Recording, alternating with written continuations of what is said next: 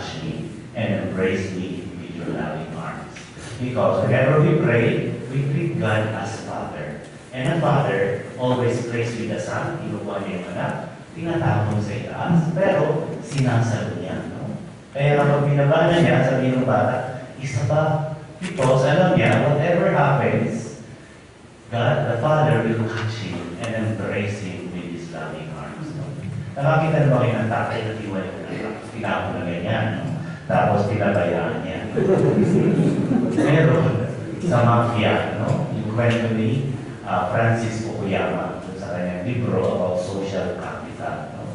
Sabi niya yung mga mafia, they teach their children at a young age not to trust anyone, not even their parents. No? So, pinakyat niya yung anak niya doon sa itaas nitong kinuwento niya ng mafioso, pinakyat. Sabi niya, tumalong lang, sasaluhin kita.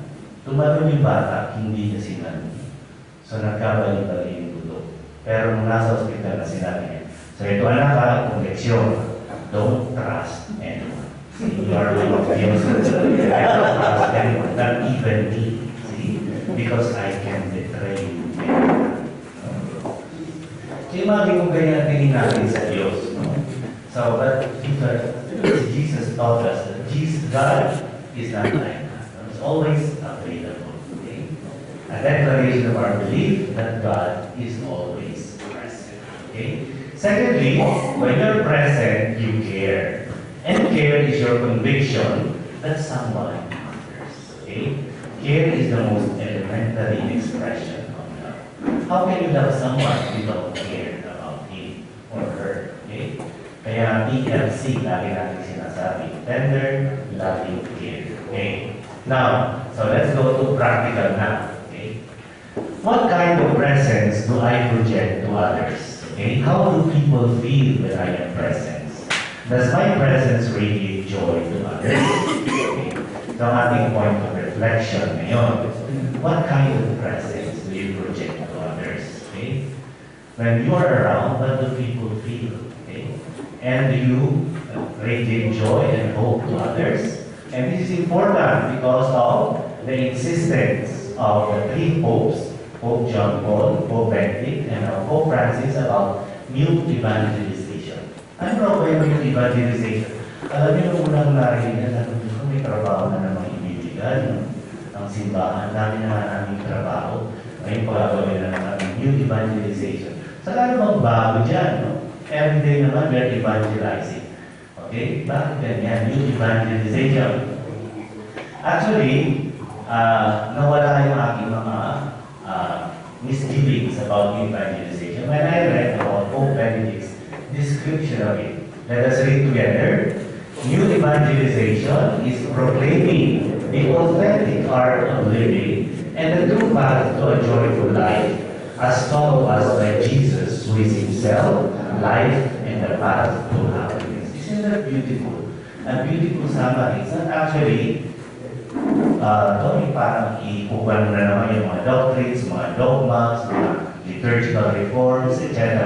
sa isipan ng mga lay people. Kundi, sabi niya, proclaiming the authentic art of living and the true path to a joyful life. In other words, sharing the joy that we have towards others and teaching them how to live a really happy life. Okay? So, ito yung sinabi ni Pope Francis. Let us read together. The primary reason for the new evangelization is the love of Jesus which we have encountered. The joyful experience of salvation which urges us to ever greater love of Him. What kind of love would not feel the need to speak of the beloved to make Him known as the source of our joy? See, yan lang naman ang new evangelization. I have experienced the joy of Jesus. So, I share that with others. See? Ganun lang naman. Okay? So, yan naman. Ulitin natin. New evangelization is not simply an added responsibility, but that's a way to bring joy and life to situations imprisoned in fear and meaninglessness. So, why do we need that? Because according to Pope Benedict, our world today is imprisoned in hopelessness and meaninglessness. And yung according to Time Magazine, the people of the future. At kung sinabi ng future, sabi nila 20 years from now. But I think it's no longer future, it's already present. So, ito ang people of the future. Let us read. 12-year-olds who are autistic and addicted to texting, computer games, and internet. 17-year-olds have had serial sex partners. 19-year-olds have had 2 or 3 abortions or had condoned. 30-year-olds with 2 or 3 failed relationships. 40-year-olds who are addicted to drugs or painkillers or sleeping pills. 50-year-olds who suffer from depression and other emotional dysfunctions. 60-year-olds who are practically doing everything to look younger.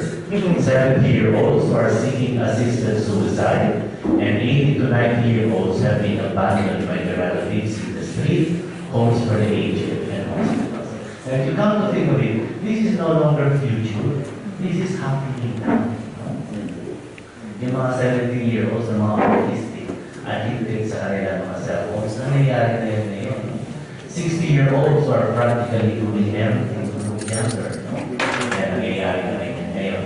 Kaya napakaganda. Very, very much yung sinabi ni Pope Benedict. So we ask ourselves as priests, am I a joyful person?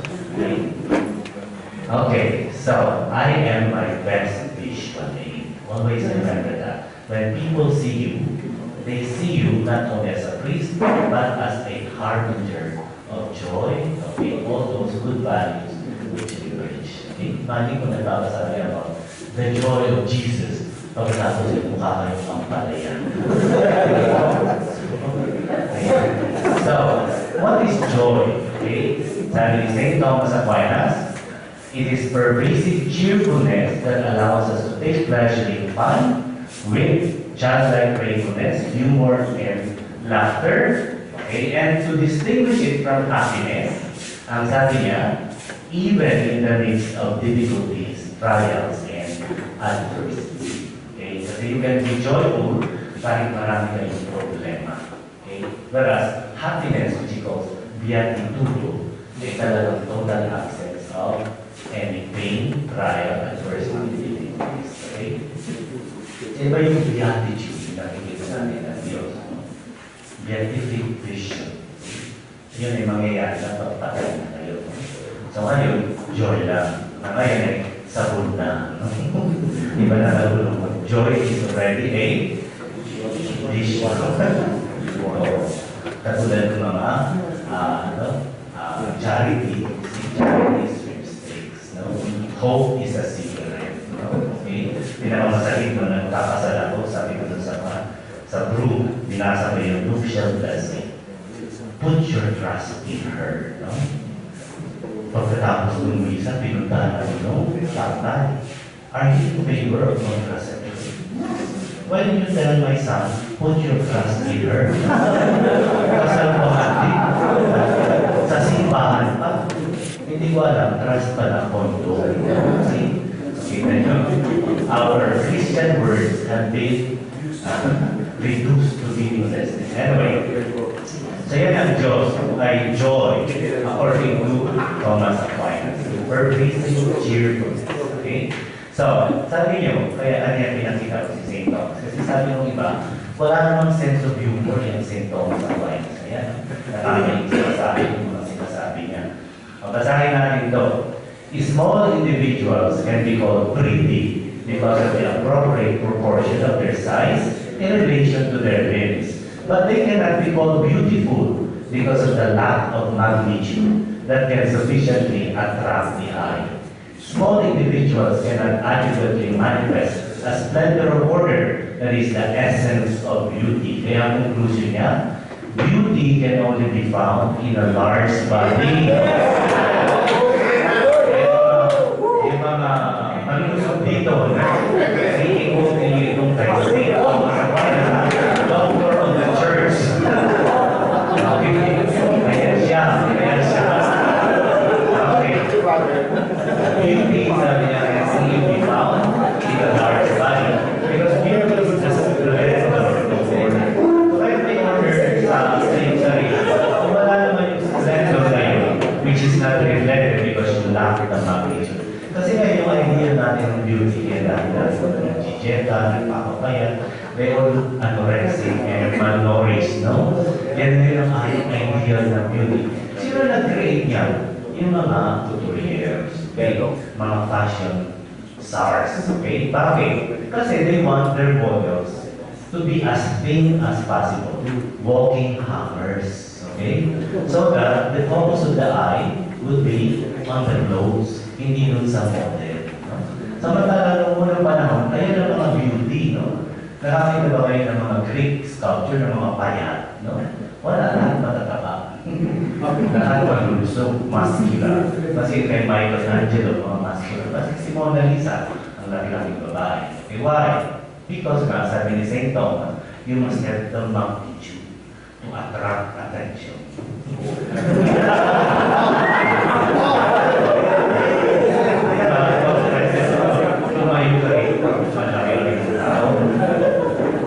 Okay, si Jesus din may sense of humor. Sabi ko, His presence first, the incarnate God, then the resurrected God. Finally, He was not content with that. He left us a memorial, which we celebrate every day, no? That edible God. Sila hindi mo yung memorial sa atin. The Eucharist. What is the Eucharist? Pagkain. Kasi alam niya, the fastest way to a man's heart is through the stomach. Kaya alam niya, it takes everything with a sense of humor. Okay? So, kaya sabi ko, let us read together. For a priest, the symbol of loving presence is not the heart, but Jesus in the Eucharist. For the heart stops beating, but the God who is ever present in the Eucharist never stops loving. It's always present. So, para sa akin, dalawa ang pinaka-symbol of love, the Eucharist and the cross. Because Jesus in the Eucharist and on the cross, they never stop loving. Okay? Kasi sinasabi ko sa mga bata, o tigilan nyo na yung mga ganyan-ganyan. Uy, I heart you. I heart you. I heart you. Hindi, dapat ganyan. Parang, sige, pakto. Sabi ko, the cross. Jesus on the cross never stops loving you. Your heart can stop beating. Yeah. So, let us read together. Joy is not a mood, but an attitude or a disposition that influences the way we look at and react to things, events, and people. So that's why it's a gift of the Holy Spirit. Kaya once in a while, you have to pray for that. Lalo na kung lagi feeling depressed, pero you feel that your priesthood is so miserable. You want to escape from it all. Pray for the gift of joy. Okay? So, sabi nga ni Pope Francis, let us read together. Being joyful is not the result of a lofty idea, but the encounter with an event, a person which gives life a new horizon and a decisive energy. Kaya real joy comes from our faith and hope in God. It is intimately connected with faith and hope because it is through our encounter with God's presence in our life that we acquire joy. Okay, katulad nito, ang nabit ko si Pope John Paul II, he visited UST in 1995. And it so happened that I was the rector then. See, so, ito yung sa quadrangle na yan, no? When he gave a talk to everyone. But when he came in, the organizers told me, Father, since you are the rector of the university, we will allow you or give you the privilege to welcome him when he alights from his post movie. So, dinaan ko sa seminaryo. So, naroon ako sa likod. Tapos, para hindi siya pag-agawa yung mga tao. So, he entered through the seminary. So, walang tao doon. Ako lang hihintay. Sabi sa akin ng organizers, but the Pope's schedule is very tight. No? So, you should only say one sentence and then disappear. Yun ang sinabi sa akin. Anong sentence? Sabi ko, say, on behalf of the university, I welcome you. Tapos lumayas na ako. So yun lang. So, no kissing, no handshake, no embracing. Basta sabihin mo lang, on behalf of the university. Ganun daw, no? So, ganun respect ko kasi yung mga taga-organize na mga. Gawin yun, minimemorize mo na.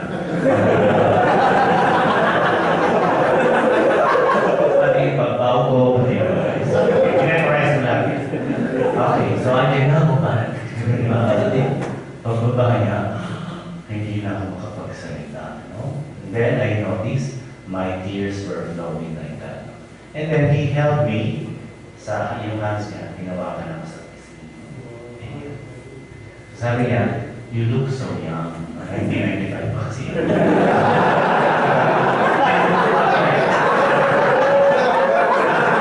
Sabi niya, you look so young to be the rector of this very old university. Nakagano na ako.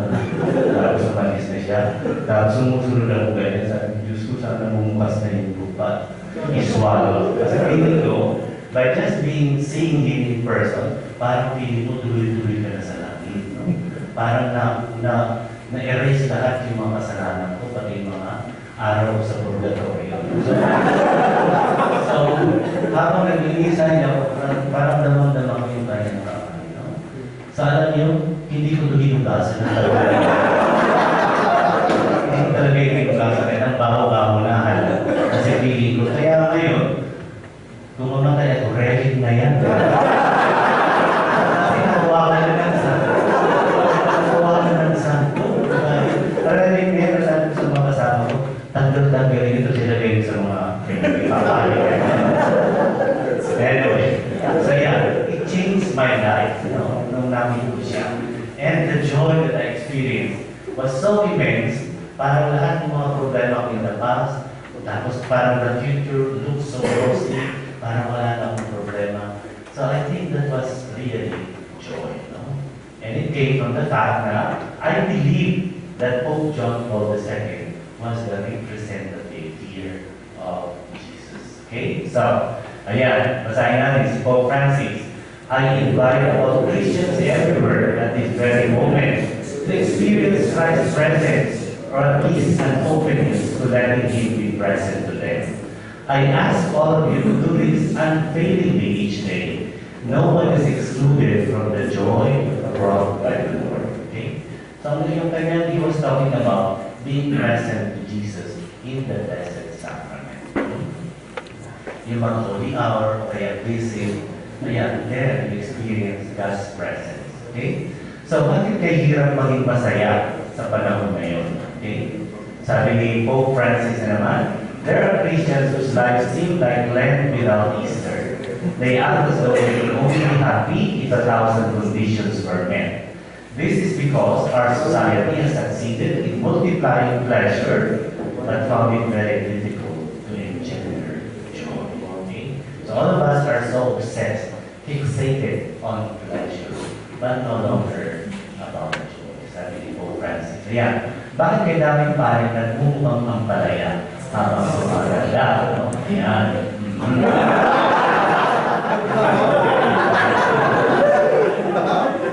Okay, bakit? Because of so many useless worries and anxiety. Okay. Number one yan. Dami yung mga dala-dala laging excess baggage. So, basahin natin na naman. Ang dami sinasabi ni Pope Francis kung sa ating mga pari. Sabi niya, far from a content and happy tiredness, we suffer from a tense, burdensome, dissatisfying, and in the end, unbearable fatigue. Some fall into it because they throw themselves into unrealistic and worrisome projects and are not satisfied simply to do what they reasonably can. Okay? So, ayan, yan ang isa sa mga causes. Unrealistic projects, worries, anxieties, burdens, etc. Sabi ng isang Dominican, si Walter Parent, what is worry? See, which is often our affliction. No? Sabi niya, let us read together. Worry is the excessive attention we give to a problem because of its apparent magnitude. How small it must be when seen in the proper perspective. See? So worry, para sa kanya, ay ito. What makes a problem big is the excessive attention we give to it because of its apparent magnitude. Hindi naman actually siya malaki. No? But we focus on it to such an extent that we ease out or remove from our side yung mga positive things that can minimize itong ating worry. Okay? So God's word for all of us. Let us read together. Can any of you add a day by worrying? Have faith in the Father. He knows what you need. Do not worry about tomorrow. Each day has enough trouble. Okay? So yan din. Another reason why many of us are depressed and worried because of our inner conversation. Katulad yun, nakikinig kayo sa akin. Actually, sa inyong isip, meron din kayong mga inner conversations. And most of these are negative. Okay? Katulad yan. No one cares. They're just pretending. I just wonder who would cry when they find out I am dead. Okay, isa pa. Let us read. I have only two choices in life, to remain at peace and feel miserably alone, or get married and wish I were dead. So, parang wala kayong option. So, yan ang mga inner conversations, okay? Which you have to edit. Okay, pag biglang pumapasok na yung results, edit at once. Okay, ayan din. Because worse, you talk about it to others and make yourself depressed and miserable. Sabi, I hate my miserable life. Sabi naman ito, it's obvious. Okay? Ayan. See, sabi niya, some priests have lost real contact with people and depersonalize their work that they are more concerned with the roadmap than with the journey itself. Others fall into despair because they are unable to wait. Their obsession with immediate results make it harder for them to tolerate anything that smacks of disagreement, possible failure, criticism, or the cause. See? So be patient, okay? Yan. Kuminsan kasi ganyan. Sasabihan kayo, katulad ng isang pare lumapit sa akin. Eh kasi Father, sabi ng aking bishop, as priest, your job is to worship. Pero anong worship? Work and shut up. At least mabait ang bishop nyo, hindi ganyan, no? Okay? Okay, yung mga worrisome, mga kasi the global or perpetual whiners. Okay, mga reklamador, no? Ayan. Okay? Okay, ayan din na-enjoy. Yung mga kinig pa lang, masaya na kayo. Contrast mo naman dyan.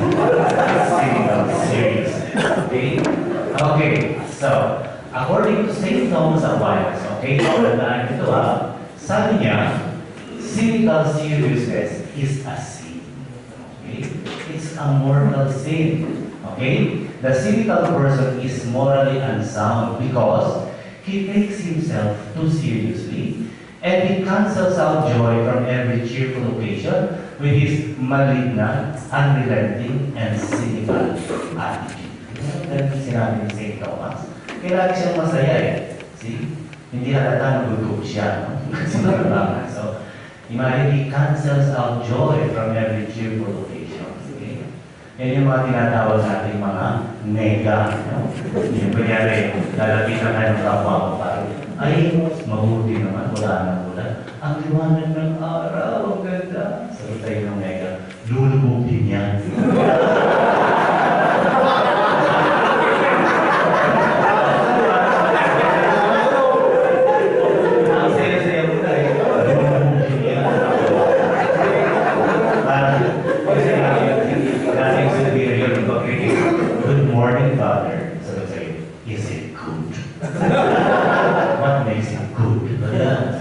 Discussing niya what is good according to St. Thomas. So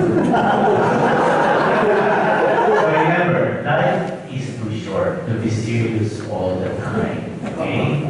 Sabi nga sa Latin, carpe diem. Okay? Seize the day. Okay? Pagdaling pa kayo, carpe the hell out of this day. Okay?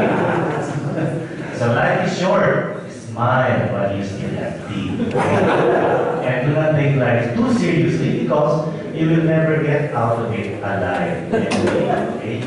So, katulad nito, titignan natin itong napakagandang kwento.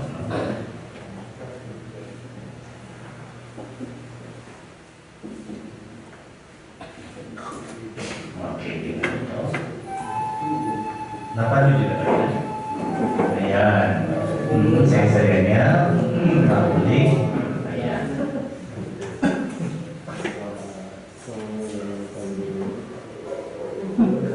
Nawala. Tumakas. Ayaw niya mamatay.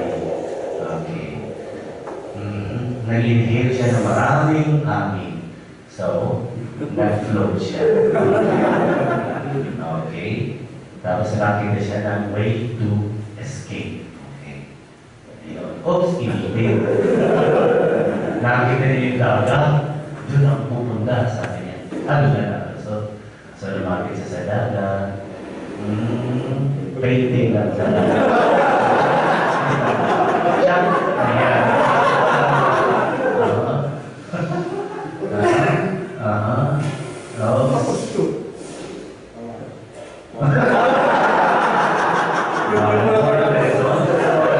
Let us read. Do not take life too seriously. You will never get out of it alive. Okay, so loosen now and have a relative break. Okay, masyadong i-relate yung mga shoulders nyo, etc. Ibabayo yung mga bawang to relax yourself. Loosen up. Kasi kung minsan ganyan tayo sa India, ang dami yung excess packing na dala-dala. Okay, so, ako, for instance, nung ako in-elect na rector, 1990, okay, first time. So, ang tawag sa akin ng pare, from now on, you should be called Rector Magnificus. Wow!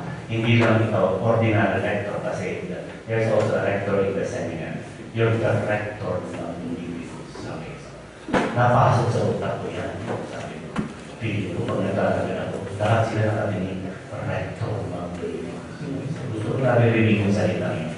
Until during one convocation, I was introduced by a high school student of UST. Kasi faculty convocation yun. So may mga estudyante yung magsasalita.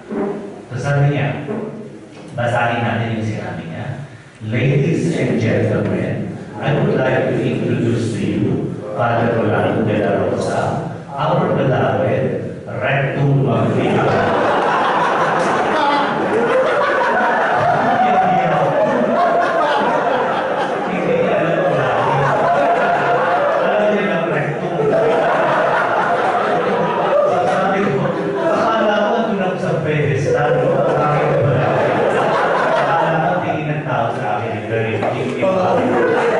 Excellent one. Yun pala yung rectum.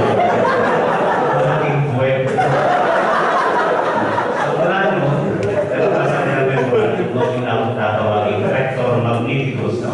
Wala rin mga rectum. Rectum Magnificus.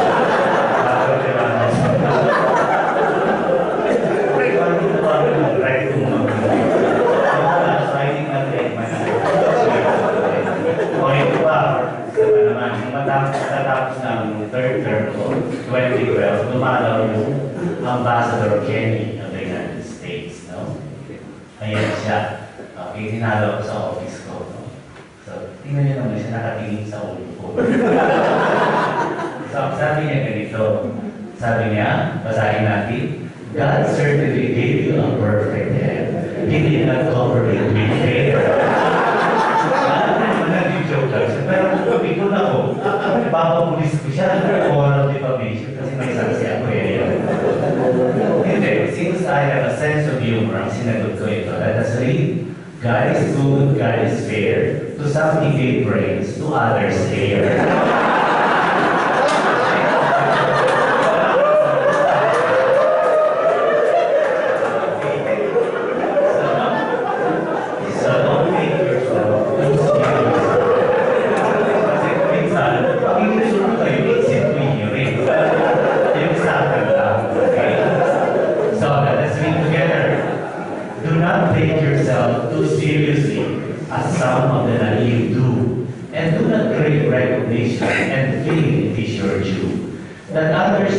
To you and your success take pride. In the big picture, you are small, and the world is big and wide. Do not take yourself too seriously, and enjoy life if you can. For the clock of our lives goes on, and short is our time span. Be thankful for what you have, and for what you lack, don't cry. And though perfection we cannot achieve, for it we ought to try. Ang ganda ng point niya. Ayan. The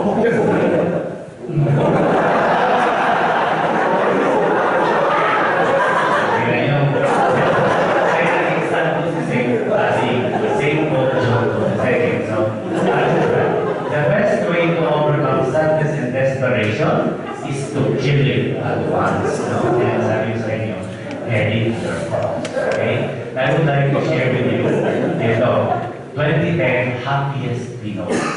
Na-elect siya. There is a contest every year, the Happiest Pinoy. And the winner in 2010 is Winston Maxino, Chief Operating Officer